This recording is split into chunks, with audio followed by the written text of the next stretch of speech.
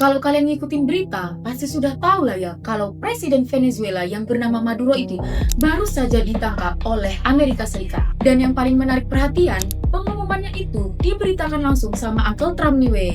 Oke, sebelumnya kita opening dulu ya. Selamat datang di channel Septri Zayana. Apa kabar kalian semua wey? Semoga sehat selalu ya. Hari ini kita akan bahas peristiwa yang menggemparkan dunia lagi nih wey, yaitu penangkapan Nicolas Maduro Moros, Presiden Venezuela pada Sabtu 3 Januari 2026.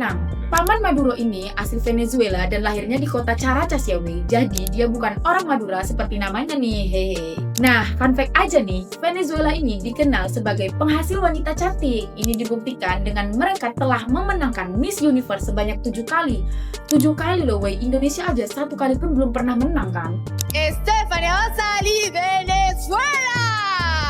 Sebagai intro, kita perlu tahu dulu kan bagaimana nih kondisi Venezuela beberapa tahun terakhir dan kenapa Amerika memutuskan untuk menangkap si paman Maduro ini. Disclaimer nih wey, aku bukannya mendukung Amerika ya, cuman memang kondisi Venezuela ini juga agak-agak kurang baik nih pas dipimpin oleh si paman Maduro ini. Perlu kita ketahui, Venezuela ini adalah negara dengan cadangan minyak terbesar di dunia, melebihi Arab Saudi, Qatar, maupun UAE nih. Tapi rakyatnya banyak yang miskin dan bahkan mau makan aja itu susah wey. Ini dikarenakan ada hiperinflasi 1 juta % di tahun 2018. Bayangkan wey, 1 juta %. Indonesia inflasi 5% per tahun aja harganya udah kerasa naik banget. Apalagi 1 juta %. Ini mengakibatkan mata uang mereka yaitu Bolivar gak ada nilainya saat itu. Seperti dolar Zimbabwe lah ya. Kemudian, paman Maduro ini yang memimpin Venezuela sejak 2013 dituduh Uncle Trump sebagai narkodiktator. Yah, narko alias narkopsky karena diduga kirim kokain via kartel FARC ke Miami. Krisis Venezuela kembali memuncak pasca pemilu 2024 yang dianggap curang oleh pihak oposisi yang dipimpin oleh Juan Guaido yang juga didukung oleh Amerika Serikat. Nah, kemudian setelah pemilu itu, Venezuela dapat sanksi dagang ke Amerika Serikat. Alhasil, karena Venezuela itu kan kaya minyak dan gak bisa jual minyaknya ke Amerika, paman Maduro kemudian jual minyaknya ke musuh dagangnya Amerika. Siapa lagi kalau bukan Cina nih wey. Tapi ada beberapa tuduhan kalau penjualan minyak ke Cina ini banyak yang ilegal alias dijual untuk keuntungan pejabat Venezuelanya sendiri. Tapi ini baru dugaan ya wey. Menurut CNBC Indonesia, alasan sebenarnya Uncle Trump dan Amerika ini ngamuk ke Maduro karena menurut mereka hasil minyak Venezuela ini, perusahaan dan alat-alat tambangnya itu dibangun menggunakan uang investasi dari Amerika Serikat. Disitulah yang bikin Amerika nih nggak terima dan marahlah ke Venezuela. Kok ya malah jual minyaknya ke Cina yang jelas-jelas musuh dagang Amerika, bukan ke negara lain gitu. Sedangkan yang bangun infrastrukturnya itu si Amerikanya sendiri. Selain itu, Uncle Trump juga membahas soal paman Maduro yang diduga kuat jualan kokain di Miami, Amerika Serikat. Jadi itulah alasan Uncle Trump nyerang Venezuela. Tapi ini menurut Uncle Trump dan Amerika Serikat itu sendiri ya wey.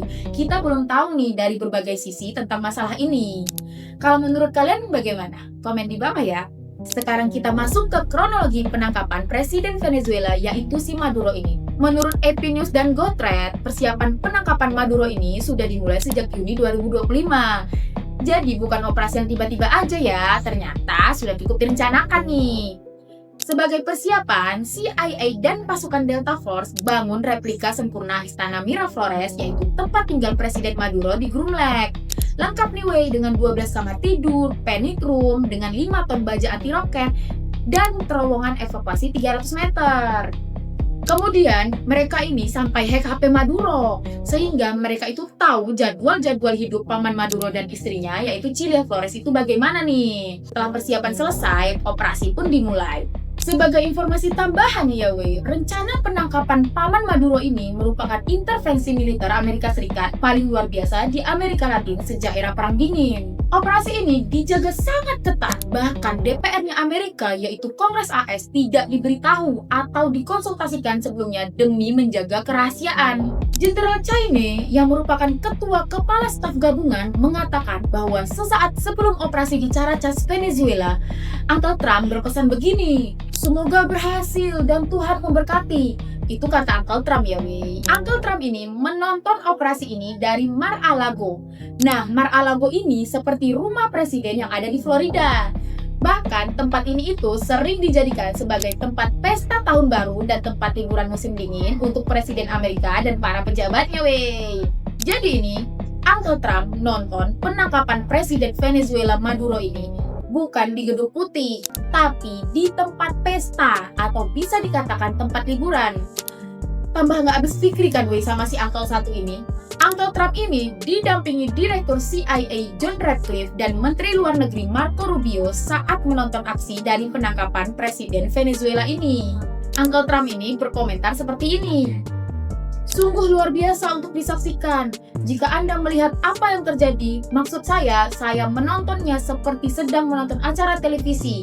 Dan jika Anda melihat kecepatannya, kekerasannya, itu sungguh menakjubkan. Pekerjaan luar biasa yang dilakukan oleh orang-orang ini. Kata Uncle Trump saat menonton penyerangan Venezuela itu kayak gitu. Aduh, Uncle Trump. Masa operasi militer kayak gini terus nangkap presiden negara lain pula dianggap seperti nonton acara 86. Tambah gak habis pikir ya kuy. Kemudian nih wey, kita masuk pas operasi militernya, yaitu serangan untuk menangkap Presiden Maduro ini. Nah, penangkapan ini dimulai pukul 2 pagi waktu Venezuela. Serangan dimulai dari udara dengan lebih dari 150 pesawat termasuk pembom dan jet tempur yang memenuhi langit Venezuela saat itu. Yang akhirnya kemudian meledakkan beberapa lokasi di kota Caracas, Venezuela ini. BBC Verify mengkonfirmasi setidaknya 5 titik serangan utama, termasuk pangkalan udara La Carlota dan pelabuhan La Guaira. Selain serangan fisik nih wey, militer Amerika juga memutus aliran listrik di Caracas, membuat kota itu gelap gulita saat serangan berlangsung. Setelah membom Caracas, pasukan militer Amerika Serikat ini mulai merangsek masuk ke kediaman Maduro nih wey. Di sana, otomatis pasti ada pasukan pengamanan pribadi Presiden Venezuela. Sudah berjaga dan siap untuk melawan. Namun, karena banyaknya pasukan penyerbu Amerika dan mereka berhasil dikalahkan. Mengingatkan ya wey, pihak Venezuela ini kan tidak ada persiapan apa-apa. Berbeda dengan Amerika. Walaupun ada banyak juga sih tentara Amerika yang kena tembak. Saat pasukan merangsek masuk ke rumah Maduro ini dilaporkan mencoba melarikan diri ke ruangan aman atau safe room yang mempunyai tembok baja tebal sebagai ruangan perlindungan nih wey. Tapi sebelum sampai ke safe room, Maduro ini berhasil ditangkap bersama istrinya Chilie Flores. Meski beberapa personel Amerika Serikat terluka, tidak ada korban jiwa di pihak Amerika itu sendiri. Kemudian nih wey, tepat pukul 4.20 pagi waktu Venezuela, helikopter militer Amerika Serikat meninggalkan wilayah udara Venezuela membawa Maduro dan istrinya sebagai tahanan Departemen Kehakiman Amerika Serikat. Mereka semua ini dibawa menuju New York untuk menghadapi tuntutan tuduhan kriminal. Sebagai respon internasional nih ya wey, Sekretaris Jenderal PBB Antonio Guterres menyatakan keprihatinan mendalam dan menyebut operasi ini itu sebagai pelanggaran terhadap hukum internasional dan piagam PBB. Sementara itu, Kolombia nih didukung oleh Rusia dan Cina telah mengajukan permintaan pertemuan darurat Dewan Keamanan PBB untuk membahas tindakan sepihak Amerika tersebut. Selain itu nih, banyak sekali negara yang mengecam tindakan Amerika ini. Bahkan wali kota New York sekalipun, yaitu Zohran Mamdani yang dikutip oleh New York Post juga mengecam tindakan ini wey. Mamdani mengatakan, saya menelpon presiden dan berbicara langsung dengannya untuk menyampaikan penentangan saya terhadap tindakan ini. Lebih lanjut, Mamdani juga mendapatkan kabar bahwa Maduro dan istrinya yaitu Chilie Flores akan ditahan di tahanan federal di kota New York. Nah, ia menegaskan nih, tindakan Amerika Serikat merupakan penyerangan negara berdaulat secara sepihak dan berdasarkan hukum internasional. Hal itu tuh termasuk pelanggaran. Mamdani menilai upaya penggulingan rezim di Venezuela secara tidak langsung juga berdampak kepada New York. Mengingatkan ada puluhan ribu nih warga New York yang berasal dari Venezuela. Bagaimana menurut kalian tentang kasus ini wey? Netizen Indonesia sih banyak yang komen kalau tindakan ini tuh ada udang di balik bakwan. Nah, coba kalian baca sendiri nih komenannya.